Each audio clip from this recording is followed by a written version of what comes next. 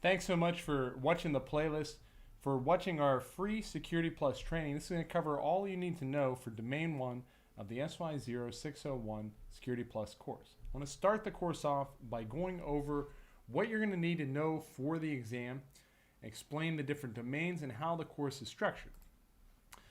So this course is going to follow the exam objectives published by CompTIA, and you can find this in the description below. This is also a document you should reference as you're studying for the exam to help guide your studies. Here's a document here.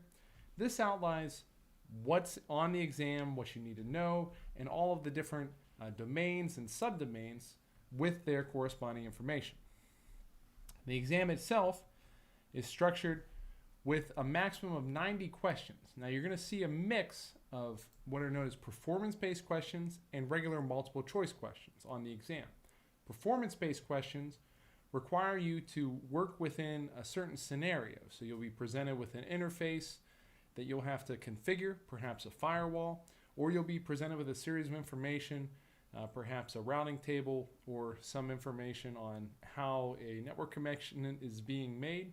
And you'll have to either fill in the blanks or configure the device using that interface. You might see multiple portions for answers within one performance-based question. So you may see between, I'd say, 3 and 5 performance-based questions on your exam. And those performance-based questions can quickly become a large percentage or a large proportion of the score that you'll need to pass your exam. The score itself, the passing score you'll need, is a 750 on a scale of 100 to 900. Okay, so that's more than it's about a little over 80% that you'll need to pass the exam. You have a recommended number of experience of 2 years working in IT systems with a focus on security, but there's no security requirement, there's no experience requirement to sign up and take your Security Plus exam. You can do it with no experience, though it's recommended that you have some experience. It's not necessary. If you do the right training, you can get the certification, no problem. And at Cybercraft, we train individuals who've been in the industry 30 years and also people who are just coming into the industry brand new. So the test length itself is 90 minutes, and you're going to either be able to take that test at a Pearson VUE testing center in person, or you can take that test at home. Some people prefer the test environment at a Pearson VUE center. Some people like to take it at their home computer. The requirement for a home computer is you'll need to have a webcam. So you'll have to have a webcam to show the online proctor the area around your computer so you don't have notes piled up or sticky notes with all these answers or potential answers. Now the exam objectives have changed a little bit in 601. They change in each iteration.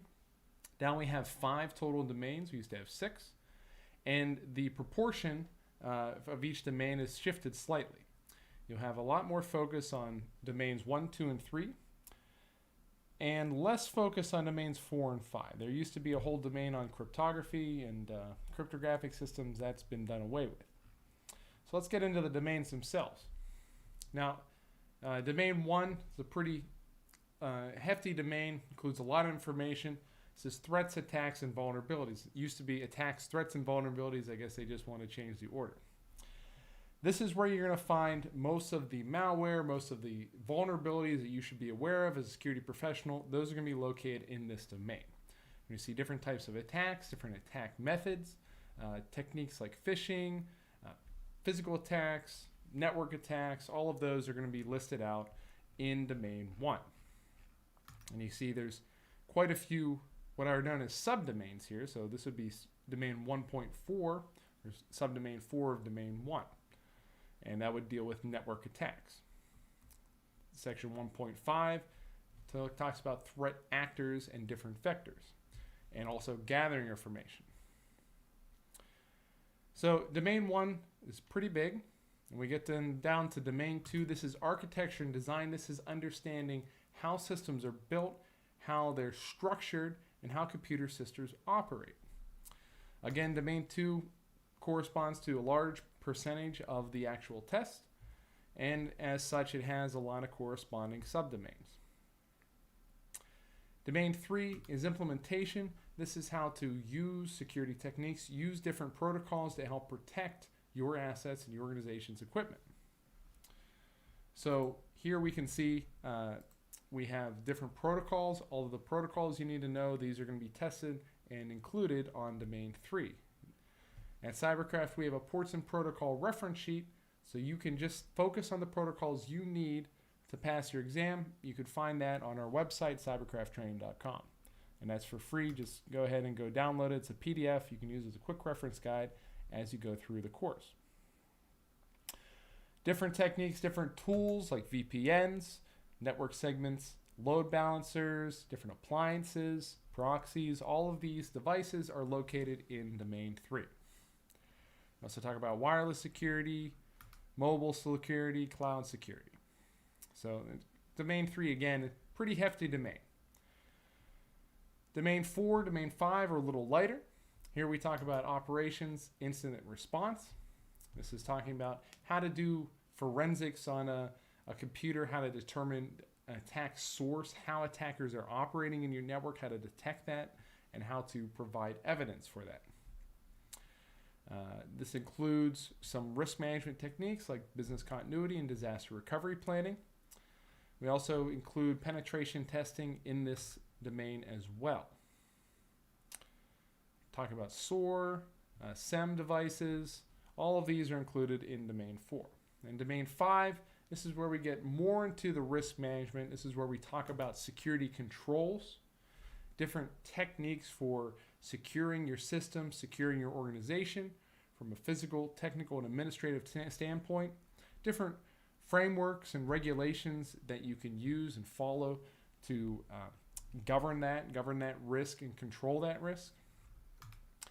And as we go through, this is broken down into 5 different subdomains. We also have different data roles, different roles within your organization, and things of that nature. Privacy is also included in domain 5 as well. So that breaks out the different domains. You also have an acronym list here in this document. And again, if you want a copy of this, the link is going to be into our description.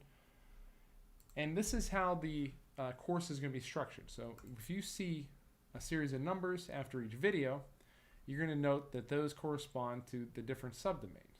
So we're going to have 1.1, and that's going to have 1.1.1 would be phishing or something with social engineering.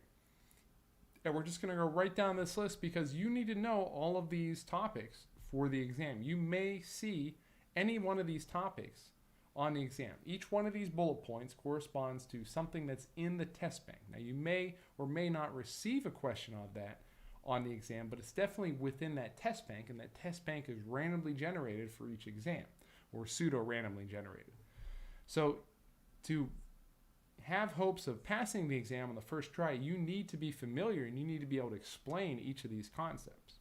That's why I always tell my students, you need to follow these exam objectives because CompTIA does a very nice job of laying it out for you and explaining what you need to know. But watch the videos, enjoy the course. If you have any questions, drop me a line, info@cybercrafttraining.com. My name's Dennis. I'm the head instructor at Cybercraft, and I'll be happy to help. Thanks for watching. Enjoy the videos. Have a great day.